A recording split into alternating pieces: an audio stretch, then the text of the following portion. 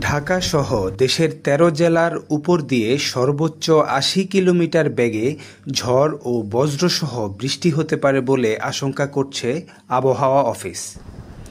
এছাড়াও অন্যান্য জেলার উপর দিয়ে ৬০ কিলোমিটার বেগে ঝড় বয়ে যেতে পারে বলে আশঙ্কা করা হচ্ছে। ৩০ মে শুক্রবার সকাল ৯টা পর্যন্ত দেশের অভ্যন্তরীণ নদীবন্দরগুলোর জন্য দেয়া এক সতর্কবার্তায় এই কথা জানানো হয়েছে। আবহাওয়াবিদ এ.কে.এম. নাজমুল হকের স্বাক্ষর করা বিজ্ঞপ্তিতে বলা হয়, ঢাকা, পাবনা, ফরিদপুর, মাদারীপুর, যশোর এবং কুষ্টিয়া, খুলনা, বরিশাল, পটুয়াখালী সহ নোয়াখালী, কুমিল্লা, চট্টগ্রাম এবং কক্সবাজার জেলার উপর দিয়ে দক্ষিণ অথবা দক্ষিণ-পূর্ব দিক থেকে ঘন্টায় ৬০ থেকে ৮০ কিলোমিটার বেগে ঝড়ো হাওয়া বয়ে যেতে পারে।